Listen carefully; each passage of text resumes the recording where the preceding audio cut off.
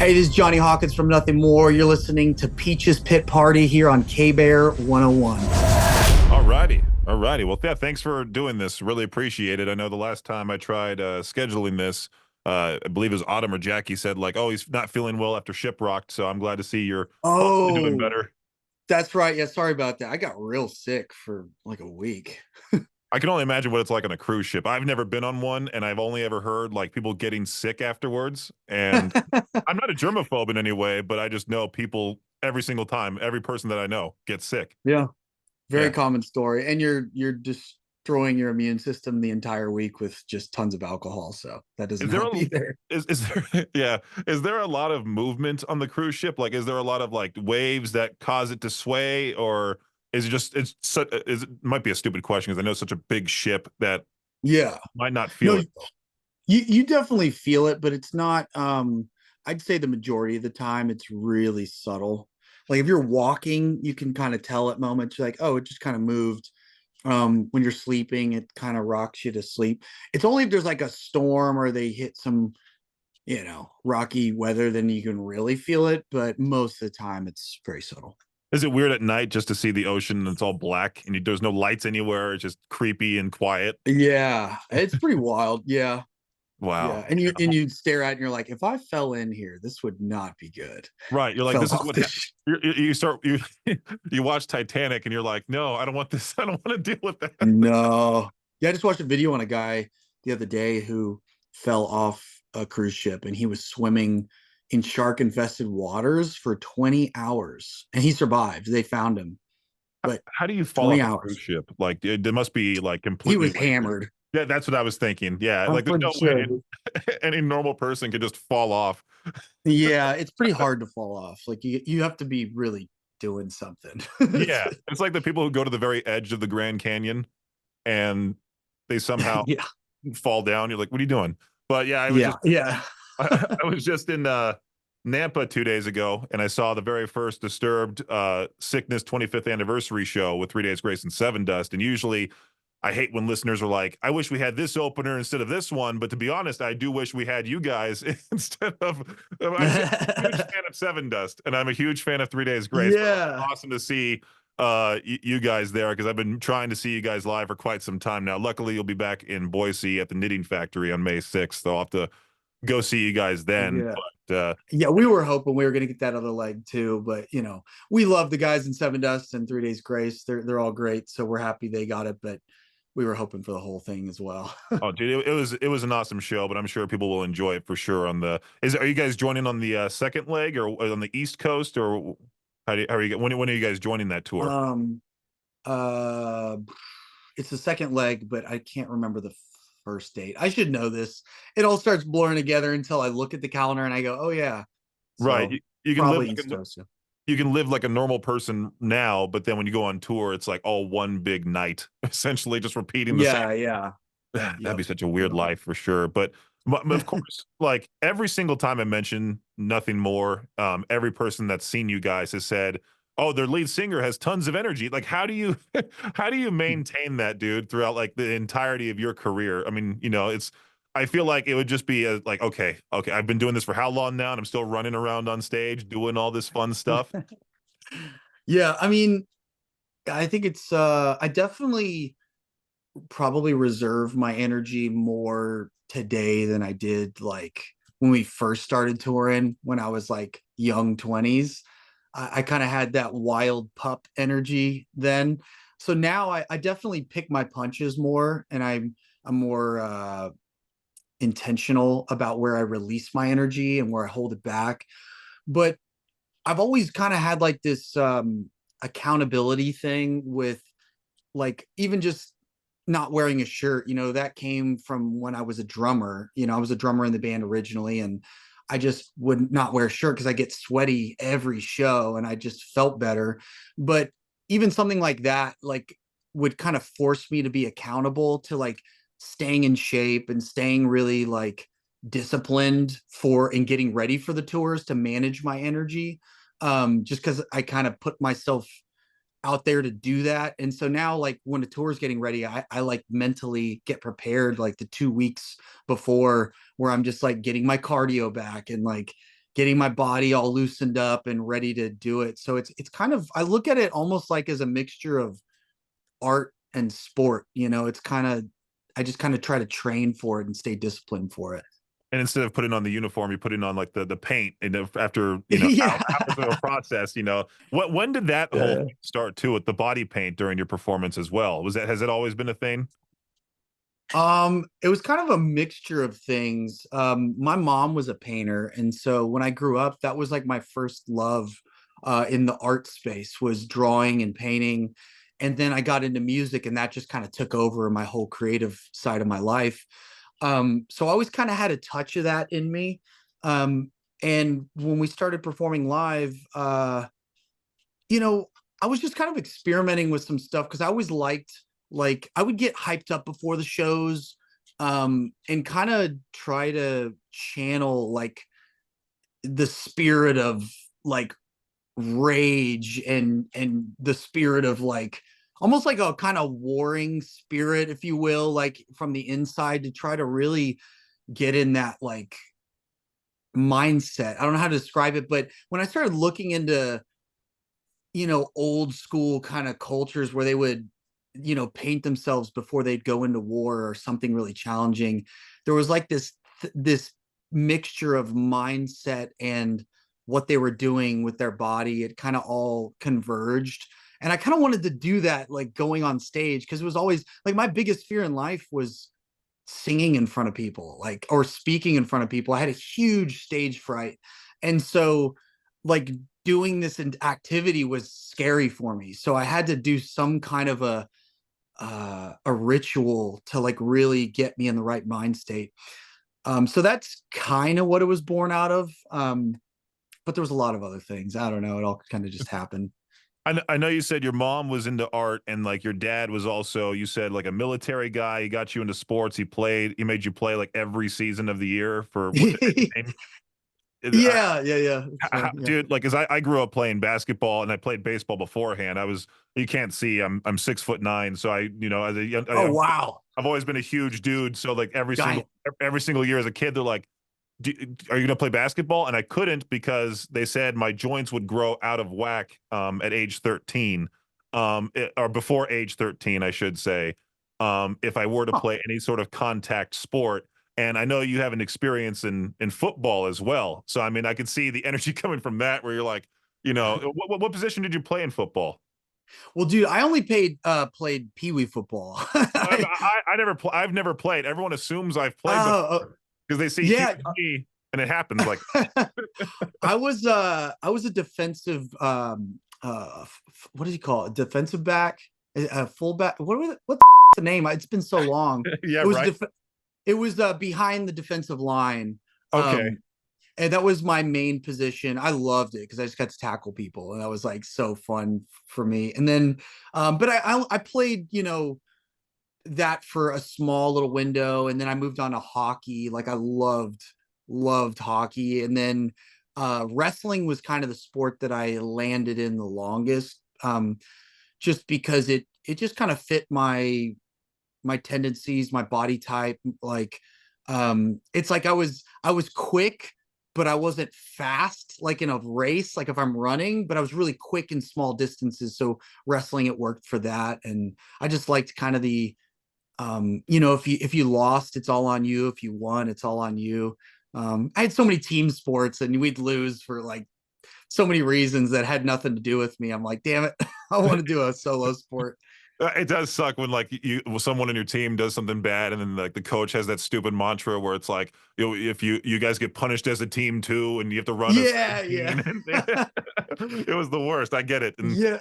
do you have to? Did Wait, you ever? so real quick, sorry, the joints thing. Just curious, like, was that because they knew you were going to grow to be very tall, or what was the Yeah, reason for that? I was born like almost, I think, 2 feet long when I was a baby. So like I was a Oh my giant God. kid, and I weighed like 100 pounds in kindergarten. I was 4 years old, and so before that, when I was two, the doctor scanned my hand, and they're like, "Yeah, your son's gonna be either 6'10" or 7'2". He's gonna be up there for sure." So my parents knew they had to Wow. prep for this giant behemoth son, and I I passed my dad in height when I was like 11, and he's like trying to punish me. Oh my And God. you know, and my dad's not a short guy. He's about 6'1", 6'2". So he was like, Yeah. "Go to your room, son." This is some big guy bigger than him.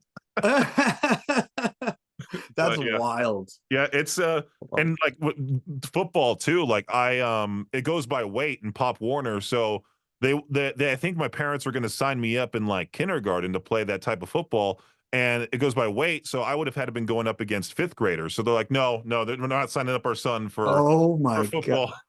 Yeah, that makes sense. That's wild. Dude, Yeah, you're that big kid on the team that nobody wanted to like get tackled by. right. Yeah, you know, I was always told as a kid too to like not be so like aggressive with kids because I could send them flying like I used to when I played tag, Right. and I would just tag some kid to go fishing that way. And then I, you know, got more soft. And then in basketball, I'm told to be aggressive, but not that aggressive. It was just it's this whole back and forth, dude. It's something wild. Oh my, oh my God. Yeah. If you were my kid, I would have put you straight into MMA. I'd be Right. like, kill him, son. I know that's why I'm like, man, I need to find myself a tall lady, name my kid something Mhm. weird, get him out there, have him practice every day, and not end up in accounting or something like that, you know. But but yeah, dude, like going Oh, when you wrestled, did you have to deal with like the cauliflower ear thing, or did you avoid that luckily? Or yeah. oh, Yeah, my mom was pretty like hardcore about getting on me about wearing my headgear, the ear protective. And I always hated headgear. I just was like, come on, mom. And I'd take it off. She'd get mad if found out that I wasn't wearing it. So there was a few times that when I wasn't wearing it, I got cauliflower ear in my right ear. oh It's wow. probably hard to see, but it's like, it just is, it's all thick and hard on the upper half. Hmm. And once I had that happen once, I was like, yeah, I guess I'll wear the headgear. It was such a painful and annoying thing. And then it was like hard for me to later, like, wearing in ears on stage, like my right ear is still always a problem because of that. I was just about Um, to ask that too. Like the whole so deal. mom was right. I guess she was right, but I didn't want to look like a to the team. It's like I didn't want to be like, hey, I got my headgear, guys, that kind Right. of thing. Oh, And you're like that kid wanting to skateboard with the helmet on, and then you know. yeah, yeah, yeah. Whatever my mom told me to do, I was probably doing the opposite. Right, and you said in another interview too, like your mom used to make you drink like weird green juices and eat healthy and stuff. And do you still carry that sort of thing in your head? Like, do you hear her voice in your head telling you like, "Hey, you should avoid this, but eat this"? Like, I hear that with my dad and my parents overall. You've really done your research here. Yeah, I've definitely still have her voice in my head with that kind of stuff. And I, the cocktails that she would make of health food mixtures were just the grossest thing on earth to drink. So my tolerance for drinking and eating very horrible tasting things is very high. So I definitely I get in a lot of health food stuff that other people wouldn't stomach.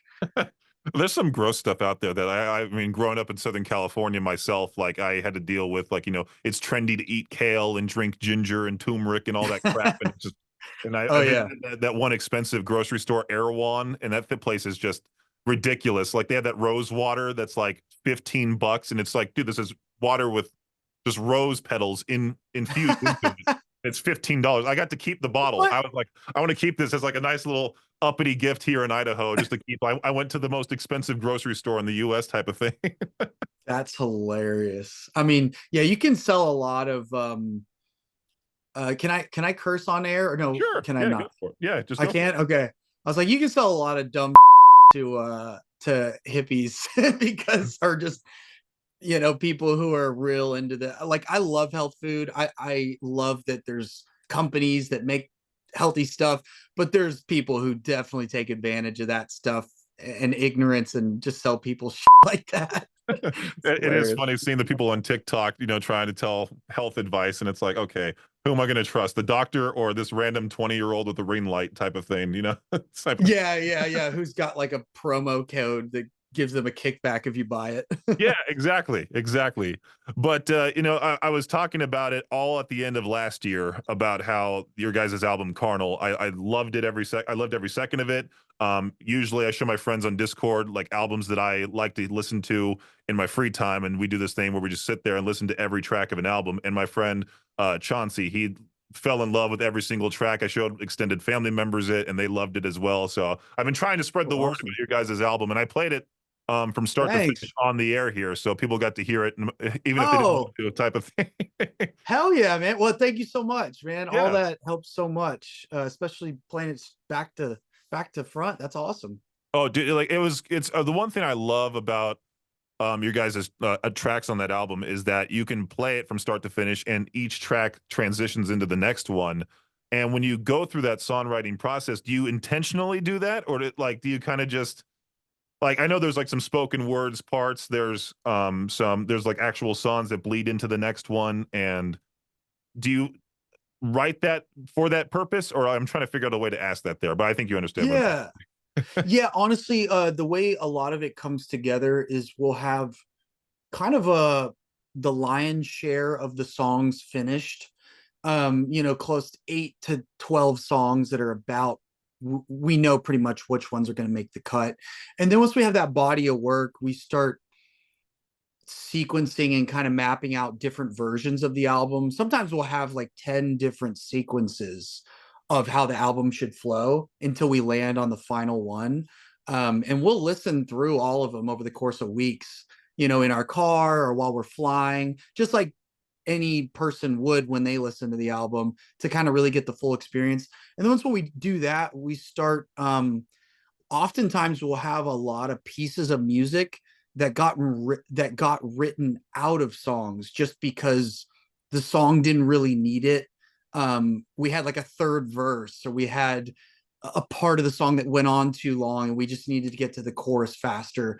And so those pieces of music that get written out kind of go into a pile, and a lot of times they're really cool pieces of music. They just didn't find a place.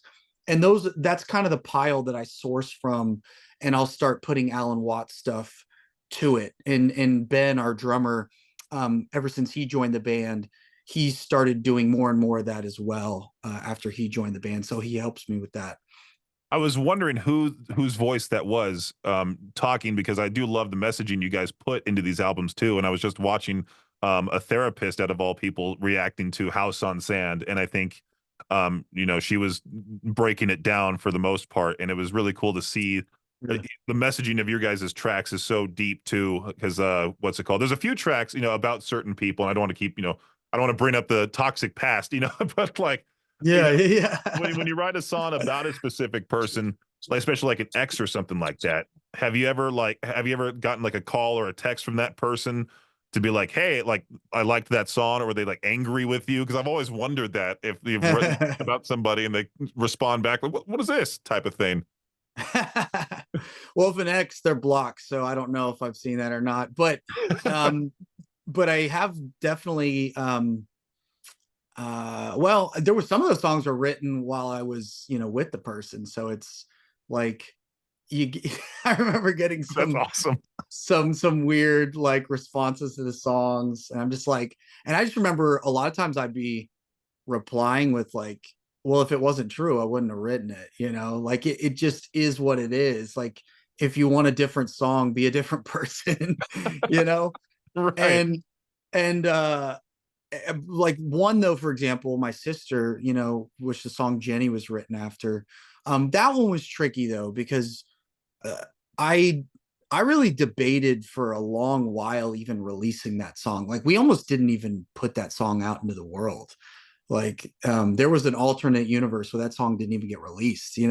And I remember my manager saying, "Hey, you need to talk to your sister before we even release this." And so I sat her down, showed her the song, and we talked through it.